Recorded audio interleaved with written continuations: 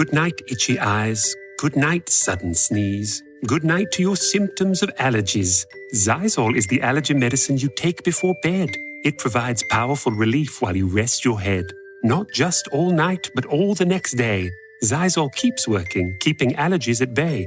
And without those annoying symptoms disturbing your rest, you can wake up the next morning feeling your absolute best. Remember, be wise all, take Xyzal. At night. Hey, I'm Greer. Welcome to the Unfinished Idea podcast, a space for you to expand your understanding about the neurodiverse world, which is all around us. Whether you're a parent, a friend, a teacher, or a neighbor, everyone is welcome to join us as we help bring awareness and better understanding about those who are neurodivergent and families who are raising children with special needs. I'm a mom to 2 boys and 2 dogs, and together with my husband, raising a child with additional needs. I often feel lonely and overwhelmed in my daily experience because life looks different for us. This podcast will share practical help, tips, and insights into the difficulties, joys, and differences of the neurodiverse world. So let's start the conversation. At the end of this episode, we are taking a minute to rest, reflect, and learn a new way to help us do self-care. So make sure to listen all the way to the end to have that minute of reset. Today, I'm super excited to be chatting with Mona, host of the NeuroDiverseLove podcast. We're diving deep into all things couples, communication, connection, and everything in between. Just a quick heads up, we are touching on adult romantic relationships and physical intimacy in this episode. Mona shares some amazing insights plus real life examples from her own journey and lessons she's learned along the way. So let's grab your drink and let's jump into today's conversation. And don't forget to listen till the end where I'm asking some fun questions that you can ask those you're in relationship with. Okay, Mona, you talk a lot about neurodiverse love and what it's like to be neurodivergent and in relationships. So how can a neurotypical partner love their neurodivergent partner well? So I think it's a challenging question to answer because it is difficult to be in a neurodiverse relationship and not know. So I was married for 30 years. We didn't realize we were a neurodiverse couple until our 29th year of marriage. And I've been divorced since 2018. And people ask me, would you have done anything differently if you had known earlier in the relationship? And I said, yeah, so much. I didn't realize my ex was autistic until 2017. I didn't realize that I was ADHD until a few years ago. And then everything started to make sense. So how can partners love each other and be in a healthy relationship? I think you really have to understand what you each need. The areas that I focus on when I work with couples through my support groups or I work with individuals is I ask them to look at what are their sensory needs, what are their emotional needs, what are their communication needs, what are their socializing needs, how do they process things? And another big issue is physical and sexual intimacy. Those are some of the core areas where you really need to understand yourself, especially if you've been masking your entire life. Then you need to understand your partner, and then you need to understand what you each need in a romantic relationship. Because your relationships with your friends or your coworkers or even other family members you don't live with are going to be very different than your romantic relationship. How could someone kind of go about asking or even sharing kind of what they need, those kind of areas like you mentioned, like communication and sensory, is that just a conversation saying, hey, this is what I need? Or is there other ways to kind of have that? I think you don't want to start dating someone and saying, I need this, this, and this. And if you can't give it to me, we're not right for each other. I think there are times I did that in my marriage, but that's not the right way to do it. You really need to get to know yourself. I know that I love being around friends. So if my friends invite me to a party, I'm in. And I also need time to relax outside. Those are really important to me. I like socializing and I like my own alone time and being out in nature. My ex did not like being out in nature. He never joined me on the front porch. And he didn't really have any friends during our marriage, maybe one that he saw once a year. So if we had talked about what we enjoyed as far as socializing, we would have seen that we wanted different things and we enjoyed different things. And then we would have had an opportunity to figure out if we could meet in the middle somewhere. Usually what happened is he would just go along with whatever events or socializing things I scheduled. And I think it overwhelmed him sometimes, And I'm not sure that he knew it at the time because he was really trying to be just a really great husband. So that's the socializing piece. I think another area is communication. I think communication differences can be a real challenge for neurodiverse couples.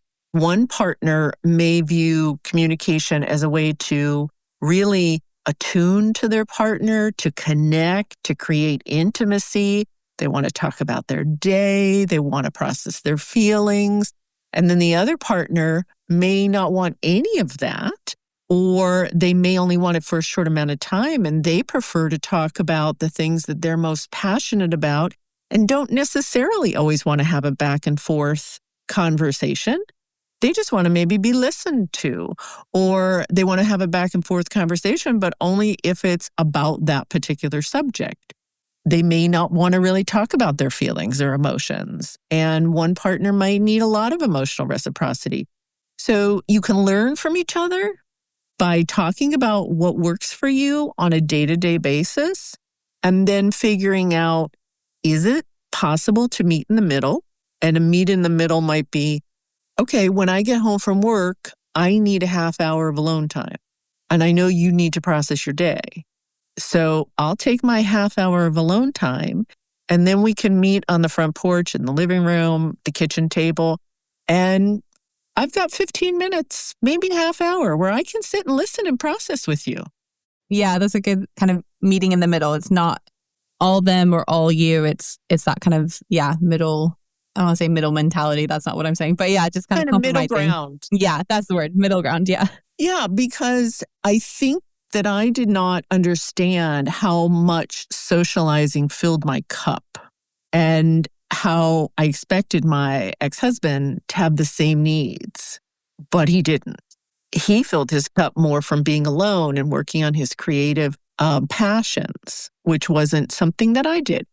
I think instead of saying, these are my needs, say, these are the things that I really enjoy or that give me peace or that make me smile. How about you? What works for you? And that's how you can start the conversation. Yeah. It's not making it like a need has to be fulfilled, but actually you want it to be fulfilled. Yeah, well, you want understanding, Greer. You want understanding. And sometimes you're not going to be able to meet in the middle. Sometimes one partner isn't going to want to socialize.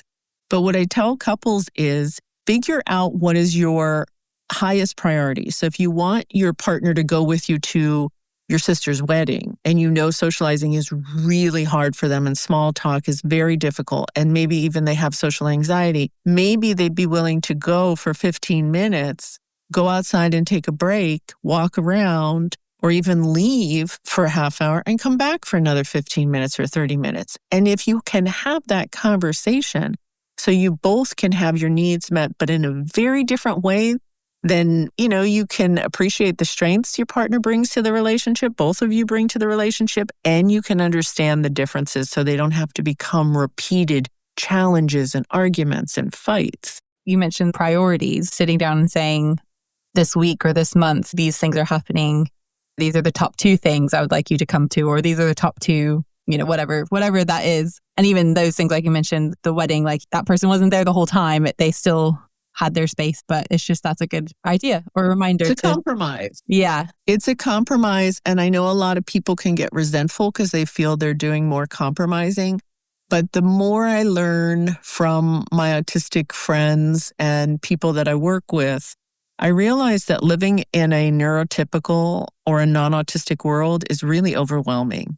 And they may not even know how much they're overwhelmed and may end up in a shutdown or a meltdown or even autistic burnout. But I think when we understand what we need to be balanced, literally on a day-by-day basis, because if my autistic partner is at work all day and has to be on Zoom meetings for 5 hours and has to engage in small talk, when they come home, they may not even have the bandwidth for a 15-minute conversation with me.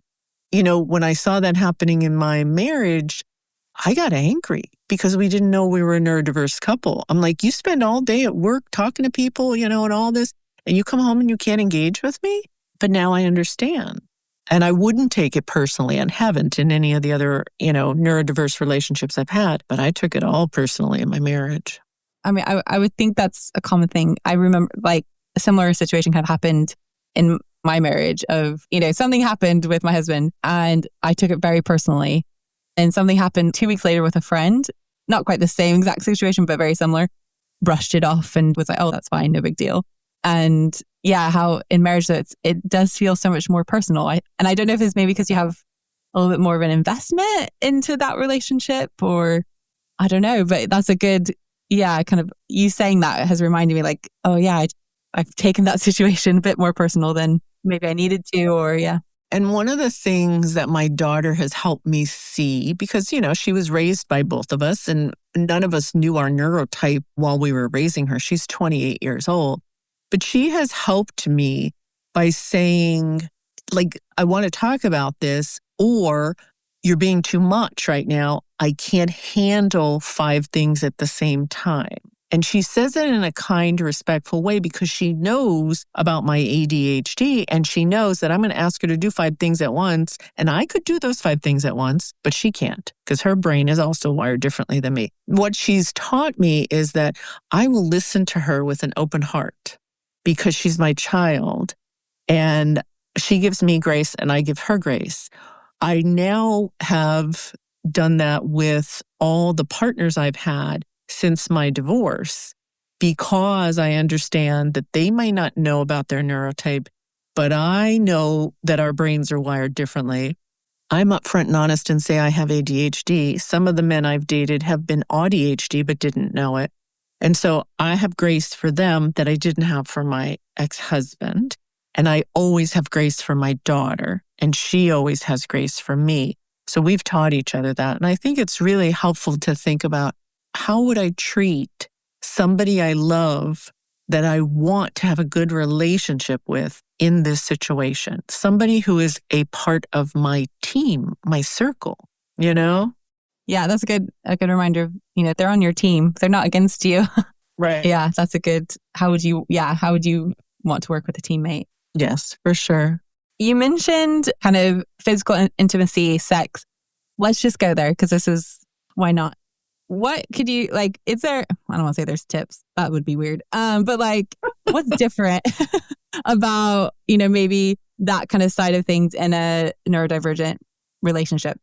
Yeah, so many things. I was surprised how many couples have challenges when it comes to physical and sexual intimacy, so many neurodiverse couples, because that was one area in my marriage where no matter how much we were not talking, we were still having good sex. And now I realize that for both of us, it was a way to calm our nervous system. So I think, first of all, if your nervous system is dysregulated, you need to know what you need. And a lot of autistic folks tell me they don't want to be touched. I want a hug. My ADHD brain needs lots of hugs when I'm not feeling good, and that could turn into more physical intimacy or sexual intimacy. But I think one of the most important things is to understand your sensory profile. Dr. Megan Anna Neff has it's a sensory checklist on her website. I think it's called Neurodivergent Insights, for both partners to look at the sensory checklist and talk about what turns you on, what feels good, what doesn't. There may be some trauma, especially for autistic women or ADHD women who may have had either sexual abuse or been taken advantage of in certain situations and may not even know what feels good and what doesn't. So the sensory checklist, or doing a sensory profile and understanding what feels good to you, I think is really important. I've been with men who do not like to hug. I've been with men who do not like to hold hands. I've been with men who do not like to kiss. If you're turning your partner away because you don't understand your sensory profile and they're feeling rejected, that's not going to be good for a healthy relationship.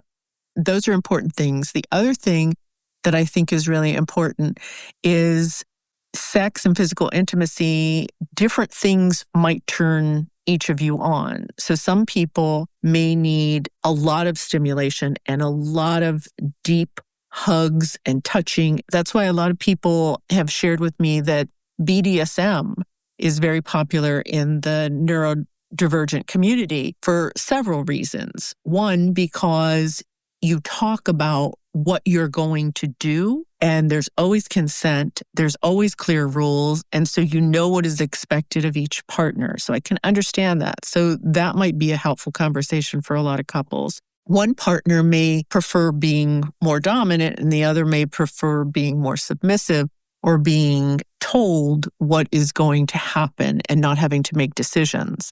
So that can be really helpful. It doesn't have to be under BDSM. It can just be in conversation around what you each like. The other thing that I hear can be a challenge is alexithymia or interoception issues. So alexithymia, for those folks that aren't familiar with it, is that you don't understand your emotions and you don't understand other people's emotions or feelings. And so you may feel a particular way when you're being touched and not understand, that you're excited. It may register that you're scared. And so then you decide you don't want to do that anymore with your partner. But understanding that you have alexithymia, there are ways that a therapist or a coach could help you with that. With interoception, you might be feeling something in your body and not understand where it's coming from and why you're feeling that way. Some people will say, I don't even realize that I need to go to the bathroom. I don't feel like my body doesn't register that urge, or my body doesn't register that urge to eat. And you may not understand what your body's feeling related to sex or physical intimacy. I mean, I've even had people say, I realized that I didn't like French kissing, but I like just regular kissing. I didn't like the tongue part. The more you can talk about it, and if it's uncomfortable to talk about it just with your partner, I have interviewed several sex therapists on the NeuroDiverseLove podcast who work with couples or individuals around this. And I think it can be a life changer and a relationship changer, because if you are not having sex with your partner in any kind of physical intimacy and you both want it and you can't figure out why it's not working, that might end your relationship. The other thing I think, Greer, that's really important to remember is not everybody wants or needs sex. And some people out there may be asexual, or, they may prefer different types of sex than their partner has ever had in the past. So again, having those conversations is really important, but maybe a third party is necessary for you to move forward. And please go to somebody who understands neurodiversity and neurodivergent adults, because it can cause more harm than good to just go to a sex therapist or a therapist who doesn't understand neurodiversity. Now streaming on Peacock. By all that's holy, Bridget Jones. Hello, old friend. Bridget Jones is back We are about to embark on an adventure. for one final chapter. Anything else I can help with? Yes. Experience every moment Do you think about what might have been? and fall in love To Bridget. all over again. It's time to live. Bridget Jones, Mad About the Boy. Streaming now only on Peacock. I think you're on mute. Workday starting to sound the same? I think you're on mute. Find something that sounds better for your career on LinkedIn. With LinkedIn Job Collections, you can browse curated collections by relevant industries and benefits, like flex PTO or hybrid workplaces, so you can find the right job for you. Get started at linkedin.com/jobs. Finding where you fit. LinkedIn knows how. Yeah, the way we're wired is very different. And so, the way our bodies receive. And I think about myself, I do not like being hugged. And it wasn't a hard conversation, but it was just like a conversation we had to have, because I find it very draining. I use the example of like when I get hugged, it literally feels like they're zapping my energy out of me. And so that was a conversation we had to have and work through. And I think we're in a good rhythm. It's probably something we should recheck in, I guess, like we do with other things. But yeah, that took probably 4 years for me to fully realize that. Like, I knew I didn't really like hugging, but I hadn't really realized how much I didn't like hugging if that makes sense. Totally. And I love it. And I love it. And I literally had to ask my husband for hugs because it just wasn't something that I think he needed. Sometimes he would say, "Do you need a hug now?" I'd say, "Yes, I do."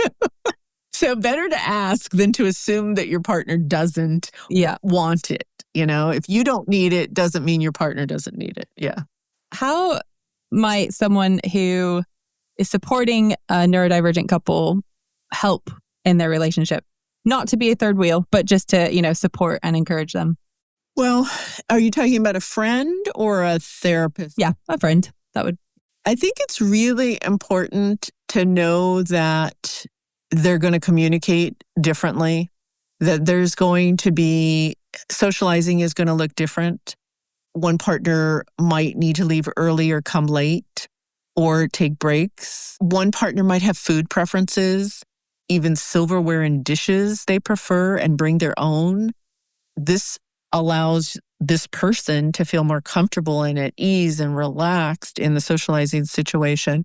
If you are not in a neurodiverse relationship, don't judge because I can't tell you the different ways in which I've seen couples thrive, but also come crashing down. Some couples may live in separate places and be married, literally separate states or separate homes, apartments, or whatever. That works for them. Don't judge them. If you only see one of the couple out most of the time and the other isn't, don't judge them. It's what they each need to fill up their tank. If one of them isn't working and the other is, don't judge them. The less you can judge a neurodiverse couple, I think the better friend and support you can be. Look at the strengths each partner has within their personality. Ask questions. Be curious. Don't be judgmental. Be curious. If you don't understand why Joe leaves the party 2 hours before everybody else, ask Joe. If you don't understand why Joe drinks a lot when he comes to the party, ask Joe. I hear a lot of autistic folks who've had substance abuse challenges in the past, and then they find out that they're neurodivergent, and they realize that the alcohol or drugs help them mask and cope in socializing situations, So I think that's really helpful.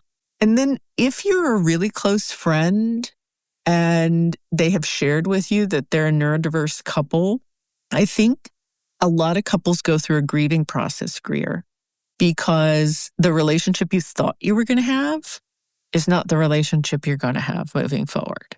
If you thought you were going to have, quote unquote, a more neurotypical relationship that looks similar to everybody you see on rom-coms or TV or even your neighbor, that's not going to be their relationship. And so each of them may be going through their own grieving process for different reasons. And then also when someone gets a diagnosis or they self-identify, you've got an opportunity to look back at your entire life and there may be some grief, some serious grief. If I had known, would my schooling have been better? Would I not have been bullied? Would I have been able to go after that job? And would I have made that other relationship work? That's a lot to go through. So, the couple that you knew before and then they find out is going to be different than the couple that you know now. Yeah, that's a really good point. If they didn't know and are a couple and then they learn or have a diagnosis, like they're going to shift and change. I think every couple does that, but just that is slightly different to recognize that and to celebrate that and to grieve that. I've talked to quite a few parents talking about grieving the parenthood that we thought we were going to have. I hadn't really thought about, actually, I think there's a bit of a grieving of the relationship you thought or the marriage you thought you would have. Mm-hmm, for sure. I'm trying to think now as well, like, have I gone through that? Like, have I grieved that? I don't know. It's been such an interesting journey. So I'm not sure if we're quite there yet, but I'll remember that. And, going back to communication, because we talked a little bit about this earlier, this isn't necessarily with your friends and people who are supportive of your relationship and, are in your circle, but it's just for everybody. I think understanding that especially your autistic partner, and it could be an ADHD partner, is going to process things very differently than you. and may need more time and space. I remember so many times in my marriage asking my ex-husband to make a decision on the spot and him looking at me like a deer in headlights. And what I realized is he needed time to process. My ADHD brain was going 150 miles an hour and I could do 18 things at once and make decisions so easily. And I was pushing him and forcing him and having expectations of him that were really flooding him. And now I can look back and see that clearly, but I didn't know that then. And so you may judge either your partner or friends or whatever because you ask them if they want to go out for lunch and they're like, I got to get back to you. Don't take it personal. They need time to think about it. They need to look at their calendar. They need to think, am I going to have the bandwidth to go out for lunch after spending 4 straight days out of town? Or, having all these meetings. And that's why it's really important to know yourself, to know your partner, to know each other's needs, to know what you need in a romantic relationship, but also what you need in life, Yeah. You may or may not have just described my relationship.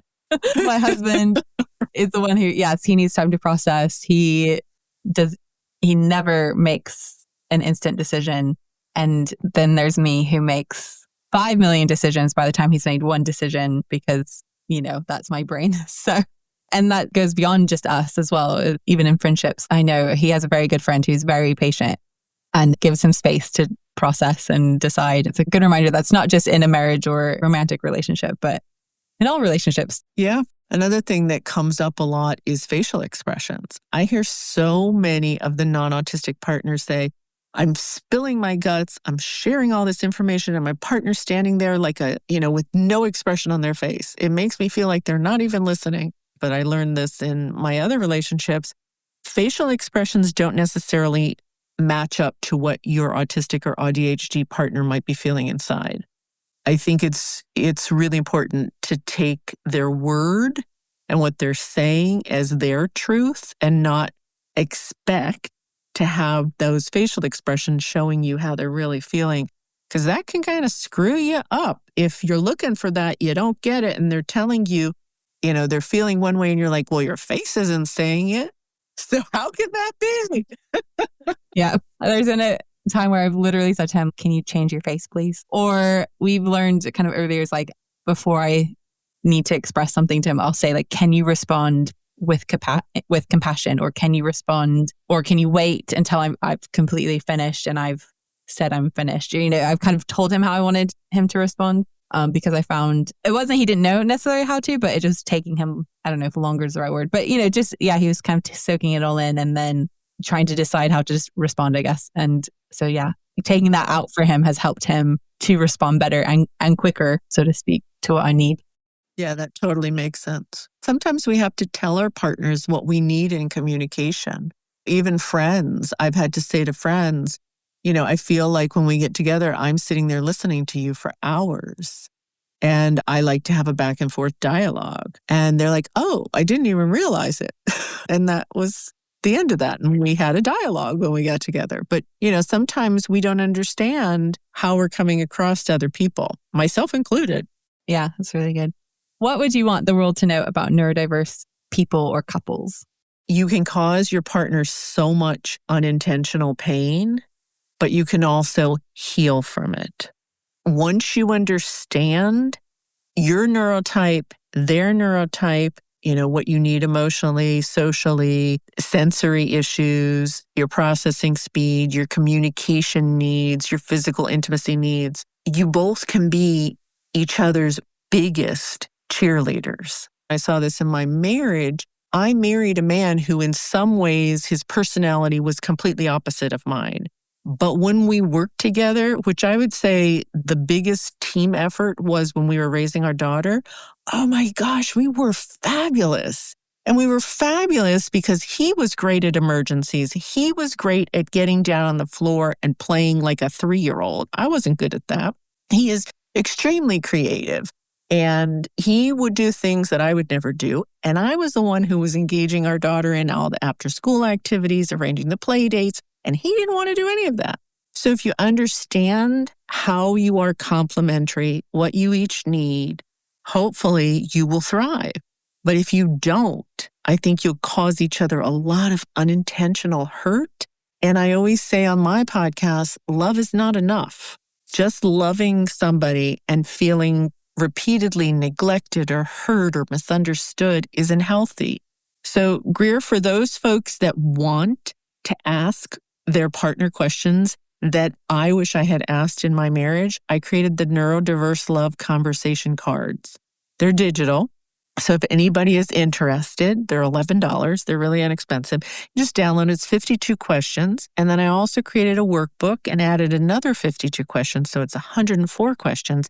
And these are the questions that I think every neurodiverse couple needs to ask each other. And there's probably a lot more I could add, but it allows you to understand yourself first, answer them for yourself, and then answer them with your partner.